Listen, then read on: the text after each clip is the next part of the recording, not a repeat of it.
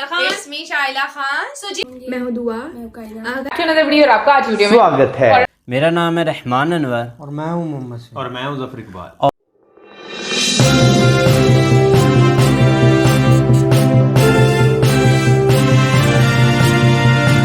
World affair जो है प्रशांत Dhawan. Now अब तक आपको पता लग गया होगा कि इंडिया ने ओवरटेक कर लिया है यूनाइटेड किंगडम को as the 5th largest economy in the world.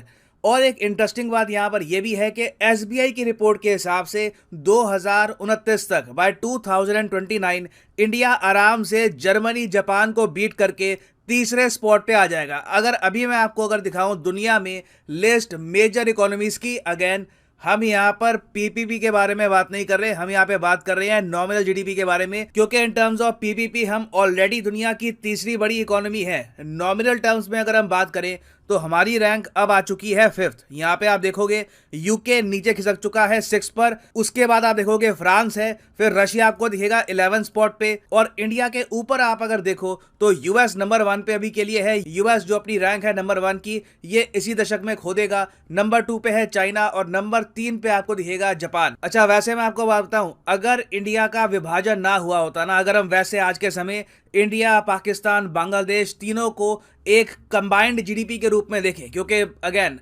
We were once one country, हमको डिवाइड किया गया था, तो इंडिया, पाकिस्तान, बांग्लादेश की इकोनॉमीज को कंबाइन करके इंडिया आराम से ना जर्मनी के भी ऊपर निकल जाता। क्योंकि बांग्लादेश की जीडीपी आप अगर देखो तो $400 बिलियन के आसपास है, पाकिस्तान की $350 बिलियन के आसपास। बट अनफॉर्चुनेटली इंडिया को एक बहुत ही बड़ा ये घाव मिला था हिस्ट्री में। बट इस सब के बावजूद वी आर स्टिल मूविंग, और जर्मनी के पास बस कुछ ही साल बचे हैं, उसके बाद इंडिया ओवरटेक कर लेगा जर्मनी को 2027 में। ना एसबीआई की रिपोर्ट क्या कह रही है, बहुत कुछ यहाँ पे और आपको जानने को मिलेगा। मगर आगे बढ़ने से पहले आपसे क्वेश्चन पूछूंगा। क्वेश्चन यहाँ पर यह है कि भारत सरकार ना देश की पहली नाइट स्काई सैंक्चुरी ओपन करने वाली है। बेसिकली क्या होगा, एक जगह होगी जहां पर वर्ल्ड क्लास दूरबीनें होंगी जिनको टूरिस्ट यूज कर पाएंगे। आप एज ए टूरिस्ट वहां पे जा सकते हैं, रात को स्टार गेजिंग कर पाओगे, दूर दराज के जो स्टार्स हैं, जो नेब्यूलाज हैं, उनको आप देख पाओगे। तो आपको बताना है कि एस्ट्रो टूरिज्म के लिए, एस्ट्रो टूरिज्म कहा जाता है इसको, देश की पहली नाइट स्काई सैंक्चुरी कहां पर बनेगी। ये है यहाँ पे आपकी ऑप्शन, लद्दाख, आसाम, तमिलनाडु या फिर गुजरात। कमेंट सेक्शन में करिए उत्तर, सही आंसर मैं आपको दूंगा वीडियो के अंत में। नाउ सबसे पहले हम बात करते हैं यूनाइटेड किंगडम को ओवरटेक करने की अकॉम्प्लिशमेंट के बारे में। देखो, आप सबको याद होगा, अगर याद नहीं है तो रिफ्रेश कर देता हूं, 2018 में न्यूज आई थी कि इंडिया ने ओवरटेक कर लिया है फ्रांस को as the 6th biggest economy. उसके बाद आपको याद होगा कि कुछ समय के लिए न्यूज आई थी कि हम लोग एक्चुअली यूके को भी ओवरटेक कर चुके हैं।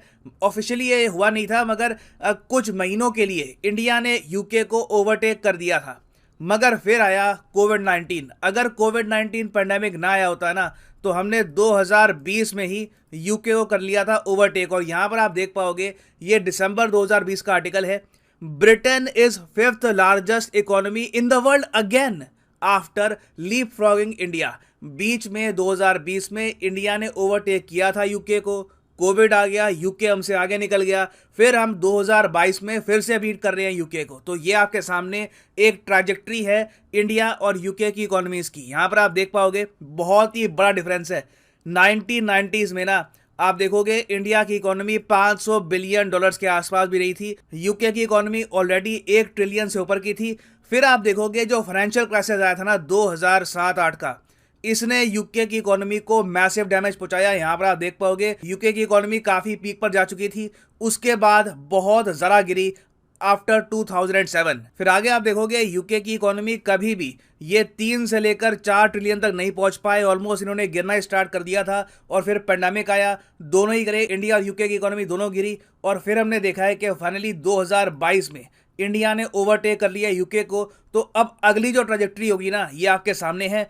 इंडिया जा रहा है सीधा 4-5 ट्रिलियन के मार्क में, और यूके को 4 ट्रिलियन में पहुंचने में अभी टाइम लगेगा। उसके बाद 5 ट्रिलियन लगता नहीं है कि फॉरसीबल फ्यूचर में यूके की इकोनॉमी पहुंच पाएगी। और यही सब देखकर इंडिया के जो बड़े इंडस्ट्रियलिस्ट हैं, फॉर एग्जांपल आनंद महिंद्रा साहब, ये यहाँ पर कह रहे हैं कि ये अपने आप में लॉ ऑफ कर्म है। देखो आपको पता होगा हिंदुइज्म में हम लोग बिलीव करते हैं कर्म भी, कि जो आपके कर्म होते हैं उसके हिसाब से ही आपके साथ होगा लाइफ में। और जब यूनाइटेड किंगडम ने इंडिया को छोड़ा था तब इंडियन इकोनॉमी की कंडीशन बहुत ज़्यादा खराब थी। देश का लिटरेसी रेट 16% के आसपास था, जो एवरेज लाइफ एक्सपेक्टेंसी थी ये 40 के भी कम थी। बेसिकली हमारा देश बुरी हालत में था। वहां से लेकर पुल करना और यूके को ही बीट कर देना, it is a humongous accomplishment. और आपको ये भी याद होना चाहिए कि यूके के बड़े लीडर, इनके जो एक प्राइम मिनिस्टर रह चुके हैं वर्ल्ड वॉर 2 के टाइम में, विंस्टन चर्चिल, इन्होंने इंडिया के बारे में क्या कहा था? इन्होंने ये कहा था कि अगर भारत को आज़ादी मिल गई ना तो ये इंडियंस खुद को रूल नहीं कर पाएंगे।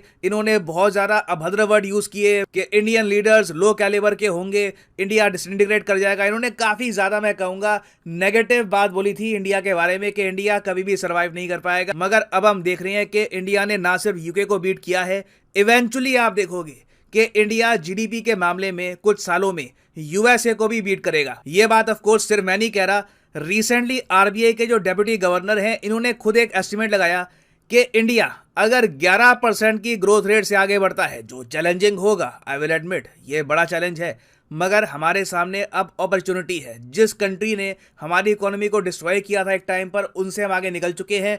अब हमारे सामने आप कह लीजिए खुला नीला आकाश है, we can fly wherever we want. तो आरबीआई के डेप्यूटी गवर्नर ने यह कहा था कि 11% ग्रोथ रेट अगर इंडिया की होती है तो अगले दशक में आप देखोगे बाय 2031 इंडिया आराम से दुनिया की सेकेंड लार्जेस्ट इकोनॉमी बन जाएगा आफ्टर चाइना। खैर ये तो बात करी आरबीआई के डेप्यूटी गवर्नर ने।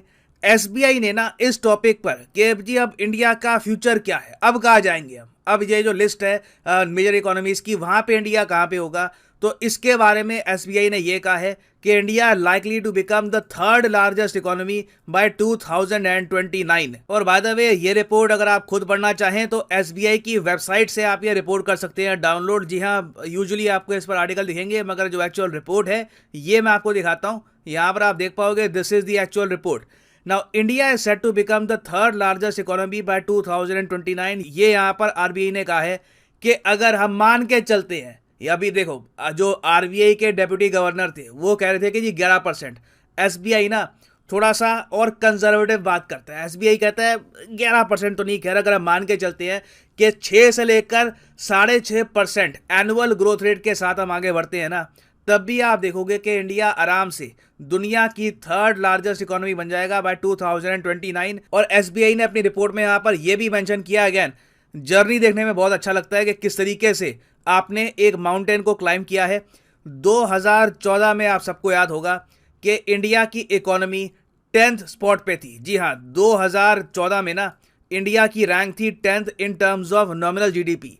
अगले साल 2015 में हम रैंक 7 पे आए, फिर 2019 में 6ठे स्पॉट पे आए, फिर 2025 में हम आए 5th स्पॉट पे। अब प्रोजेक्शन ये है कि 2027 में आएंगे 4th स्पॉट पे और फिर 2029 पे 3rd स्पॉट पे। और यहाँ पे देखो दुनिया की जो टोटल जीडीपी है ना, दुनिया की जो टोटल जीडीपी है उसका परसेंटेज हमारा कितना होगा। अभी आज के समय अगर हम देखें तो ग्लोबल जीडीपी का 24% है यूएसए के पास, करीब 20% के आसपास है चाइना के पास। इंडिया के पास जो ग्लोबल जीडीपी का परसेंटेज है ये अभी भी बहुत कम है, ये 3.5% के आसपास है। तो इसमें आपको एक बड़ा उछाल देखने को मिलेगा। 2027 में एसबीआई मान रहा है कि इंडिया के पास ग्लोबल जीडीपी का 4% से भी ऊपर का स्टेक होगा। और ऑब्वियसली 2029 तक हमारी कोशिश होगी कि ये जो शेयर है ये 5% के आसपास पहुंच जाए। बट एक रियलिटी यहां पर यह भी है कि ऑल्दो हम बहुत ग्रो कर चुके होंगे, और यहाँ पर एसबीआई ने लिखा है कि मोबाइल फोन मैन्युफैक्चरिंग का यहाँ पे काफी इंपॉर्टेंट रोल होगा। अभी रिसेंटली जो न्यूज आई है कि एप्पल अपना जो लेटेस्ट आईफोन है आईफोन 14, इसकी मैन्युफैक्चरिंग चाइना के साथ साथ इंडिया में भी करेगा। ये एक टेस्टमेंट है कि मेक इन इंडिया कितना सक्सेसफुल है। तो ये सब बातें यहाँ पर लिखी है, no doubt about that. China से जिस तरीके से कंपनीज बाहर निकल रही हैं उसका इम्पैक्ट इंडिया पे होगा। डोनाल्ड ट्रंप की जो ट्रेड वॉर थी, हिस्ट्री में देखा जाएगा कि उसका एक बहुत ही बड़ा रोल था इंडिया की इकोनॉमिक माइट में। मगर अभी भी मैं कहूंगा कि 2029 में ना दुनिया में एक बहुत ही बड़ा चैलेंज होगा कि सबसे बड़ी इकोनॉमी बन जाएगी चाइना। यहाँ पे आप देख पाओगे ये वर्ल्ड मीडिया की प्रोजेक्शन है कि 2030 तक अगर हम देखें तो चाइना के पास दुनिया की सबसे बड़ी इकोनॉमी होगी। नंबर 2 पे होगा यूएसए, नंबर 3 पे होगा इंडिया। तो इंडिया और यूएस की कोऑपरेशन चाइना को कंटेन करने में और भी ज़्यादा इंपॉर्टेंट हो जाएगी। 2030 में आपको पता होगा चाइना के मेजर प्लान्स हैं इनके पास, दुनिया की सबसे पावरफुल नेवी भी होगी इनके हिसाब से। तो फ्यूचर में देखिए बिल्कुल बहुत सारी गुड न्यूज तो आएगी, मगर याद रखिएगा with great power comes great responsibility. Power तो हमारे पास बहुत सारी आने वाली है, मगर उसी के साथ साथ ग्लोबल स्टेज पर हमारी रिस्पॉन्सिबिलिटी भी बहुत ज़्यादा बढ़ जाएगी। और मेरे हिसाब से देखिए इंडिया में तो अब सिरा लोग ये कह रहे हैं कि कितनी फनी बात है कि जो कंट्री दुनिया की तीसरी सबसे बड़ी अर्थव्यवस्था बनने वाली है उसके पास यूएन सिक्योरिटी काउंसिल में सीट ही नहीं है। दुनिया की आबादी में ऑलमोस्ट नंबर 1 ऑलरेडी इंडिया हो चुका है। जीडीपी के मामले में हम टॉप 5 पे हैं, बहुत ही जल्द टॉप 3 में आ जाएंगे। तब भी यूएन सिक्योरिटी काउंसिल में इंडिया का ना होना, अब देखिए यहां पर इसका इम्पैक्ट इंडिया पे कम हो रहा है। इससे यूएन सिक्योरिटी काउंसिल की जो क्रेडिबिलिटी है ये लगातार कम हो रही है। और हाँ, साथ में वैसे मुझे ये भी ऐड करना पड़ेगा कि नॉमिनल जीडीपी के मामले में यूके को हमने बीट तो कर दिया है, मगर जीडीपी पर कैपिटा की अगर हम बात करें कि पॉपुलेशन के हिसाब से आपकी जीडीपी कितनी है, जीडीपी पर कैपिटा में हम सिंपली क्या करते हैं कि जो रियल जीडीपी है देश की उसको डिवाइड कर देते हैं देश की पॉपुलेशन से, तो पर कैपिटा रियल जीडीपी आपके सामने आ जाएगी। तो उस मामले में अगर हम देखें ना, तो उदय कोटक साहब इंडिया के ये भी एक बहुत ही बड़े इंडस्ट्रियलिस्ट हैं, इन्होंने कहा है कि पर कैपिटा जीडीपी के हिसाब से ना हम अभी भी $2500 पे हैं, यूके $47,000 पे आपको मिलेगा। हालांकि मैं यहाँ पर ऐड कर दूं कि ऑल्दो यूके का आम नागरिक इंडिया के आम नागरिक से काफ़ी ज़्यादा कमाता है, मगर यूके में महंगाई भी बिल्कुल आप कह लीजिए रिडिकुलस तरीके से आगे बढ़ रही है। अभी रिसेंटली आपको पता होगा यूके में रैलियां निकल रही है लोगों की, वो कह रहे हैं कि इलेक्ट्रिसिटी बिल्स पे मत करो, क्योंकि जो बिजली के बिल है यूके में अब लाखों रुपए के आ रहे हैं, क्योंकि जब से इन्होंने रशिया के साथ संबंध खराब किए हैं, जो रशिया की गैस है इंपोर्ट करनी बंद करी है, उसकी वजह से जो इलेक्ट्रिसिटी रेट है यूके में ये 90 से लेकर 100% बढ़ गए हैं। तो यूके की इकोनॉमी देखो अभी के लिए लग रहा है कि यहाँ पर स्टैंडर्ड ऑफ लिविंग हाई है। आप देखोगे in the future United kingdom में जो हाई स्टैंडर्ड ऑफ लिविंग है ये भी आपको गिरता हुआ दिखेगा in the near future. But हमारे सामने अभी एक और टारगेट है कि हमारे देश में जो लिविंग कंडीशंस हैं उनको हम इंप्रूव करें, उसमें बहुत अभी गुंजाइश है। तो कोटक साहब ने यहाँ पर गलत बात नहीं करी, सही बात कह रहे हैं कि जश्न में हम ये ना भूल जाएं कि अभी भी बहुत कुछ अकॉम्प्लिशमेंट करना बाकी है। ओवरऑल हमारा टारगेट ये होना चाहिए कि देश में अनएम्प्लॉयमेंट कम हो, लोगों के पास ऑप्शंस हो और ओवरऑल हमारी इकोनॉमी सस्टेनेबल बन पाए ना। वापस आते हैं हमने क्वेश्चन की तरफ कि government to set up countries first ever night sky sanctuary, ये कहाँ पे सेटअप की जाएगी? तो सही उत्तर यहाँ पे है ऑप्शन ए, लद्दाख में हम सेटअप करेंगे देश की पहली night sky sanctuary to boost astro tourism. ये